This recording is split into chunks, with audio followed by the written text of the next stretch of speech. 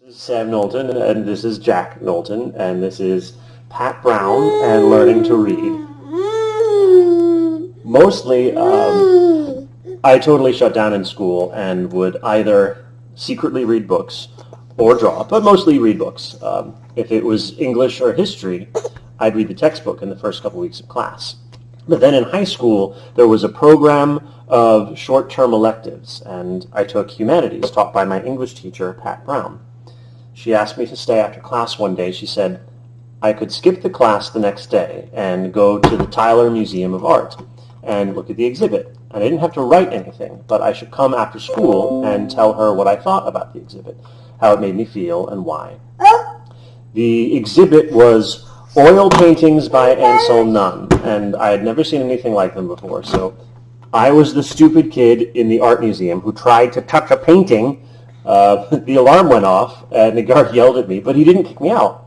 It looked like land I knew, and I had a lot to tell Pat Brown about what I thought about the paintings and why. So she taught me to be active in my own learning, and I never knew I could be a participant in my education before.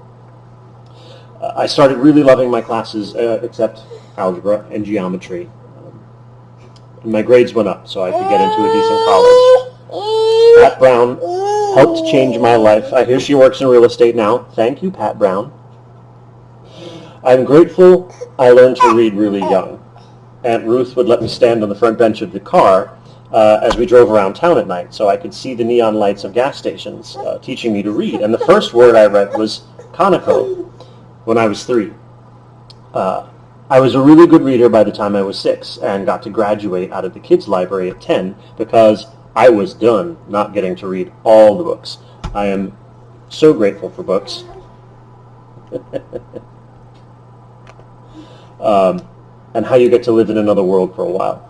I'm glad I've gotten to read so many good books and for such a long time. I used to feel frantic because I thought I should try to read everything before I died. But now I understand you don't get to have everything of anything. So it's good to be a little picky.